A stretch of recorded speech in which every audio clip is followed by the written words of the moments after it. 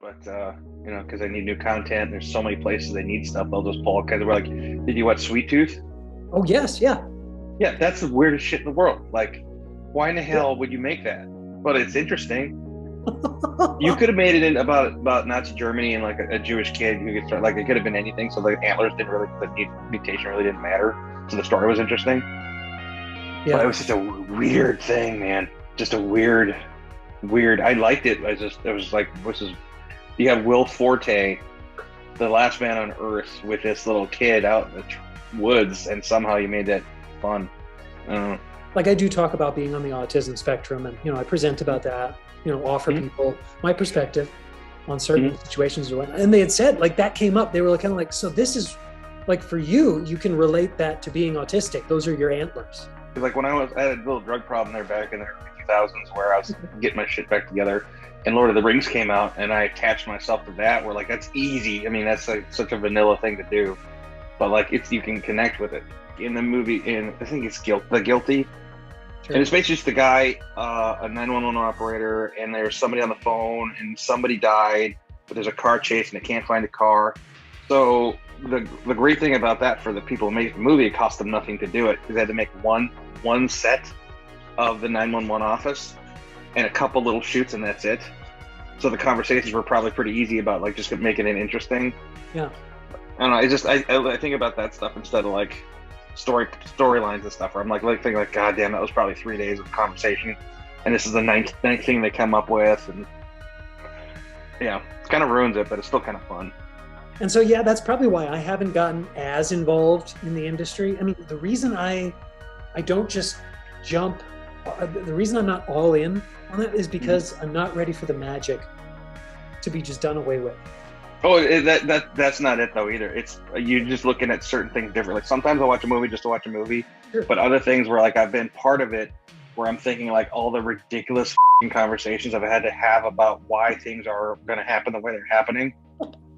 I mean, that happens too, but then you go back and watch it and like you enjoy it for what it is. They give you so many challenges where like it's never the same thing twice ever, where like it's super challenging every time. Like I've had to learn how to edit over the weekend, like edit like animatics. Like I've been asked to learn how to do sketch viz, and they give me 2 weeks to figure it out, and you charge them a lot of money on a maybe. And then the thing is, like, you get to meet all these people. Like I've had many meetings with Zemeckis in person. I just got done working for J.J. Abrams. Like I worked for Chris Columbus. Like you get to meet all these crazy people, and then all the people that work with them are just like you or me. They just have these amazing jobs. And like the second unit director for Jurassic Park, I worked with her last year. Like I'm like, what?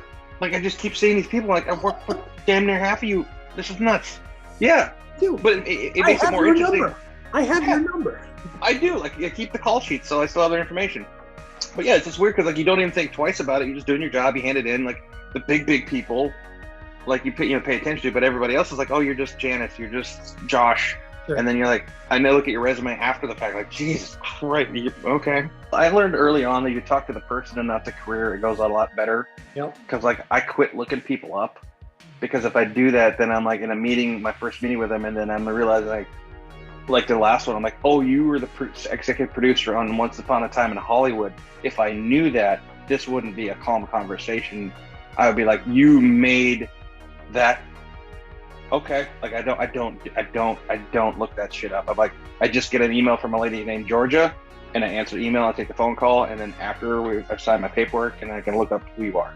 It's hard to be the person asking for help, because like there's a group out here. There was a group. It's called the Red Door, where in Burbank there's a bar.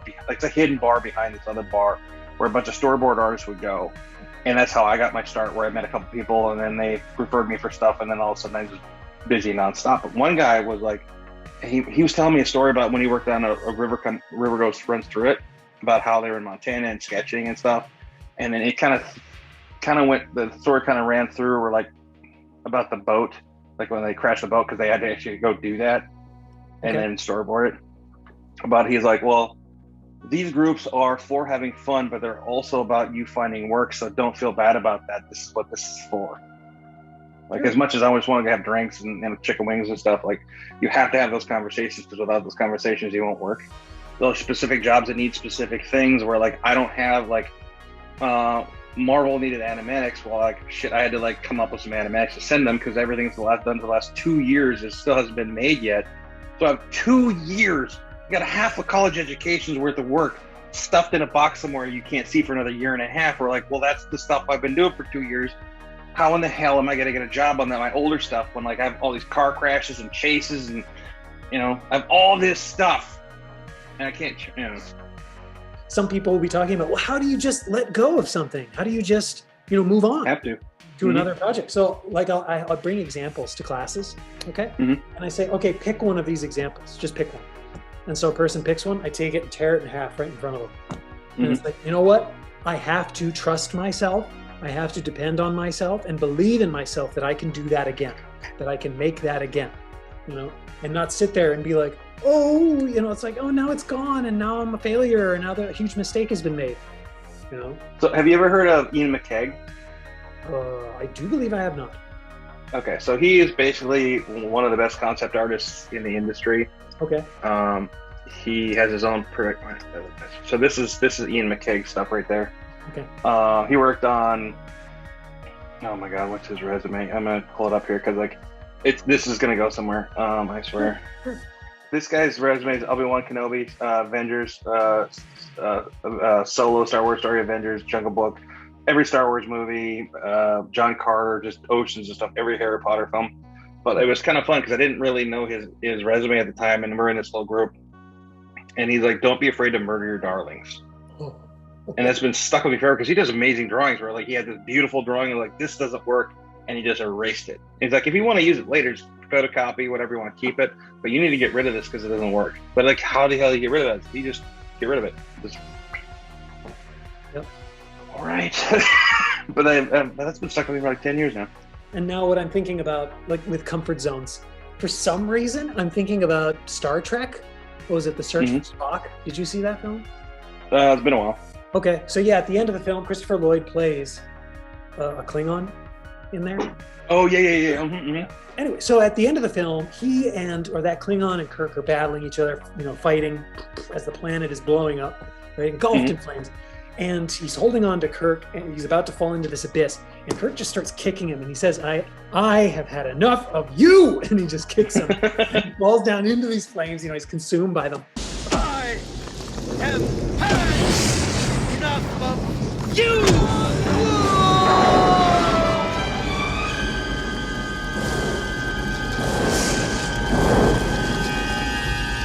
And that's what I think about sometimes. For some reason, I think about that moment in a film. Like I'm working on a drawing, I'm painting something, you know, completing, you know, a work, a commission. And it's like, yeah, I'll just look at it and be like, I have had enough of you. I have had enough of you! You know, and I'll just tear it up, crunch it, throw it away, and crumple it, and then just start all over again. Yep. Yeah, I used to keep that stuff, but then you never go back to it. I just never go back to it. And sometimes you could do it faster just starting over because there's too many fiddly things to do and like just start over. Yep, and that's what I do now. It's kind of like, okay, I've got the way to approach this. I'm going to do it again. You know, see what comes out of it. You know, and often the second time, gosh, it's just stellar. You know? Yeah, it's just because you've run through the mistakes and then you have them all in your head and like, don't do that, don't do that, don't do that. So that's for me, like me anyway. We're like, yeah. Like what I wanted to do throughout this one, I'm just destroying. I can start over and just go the direction I was thinking of the first time. Yeah, I would, you know, and here I'll stop.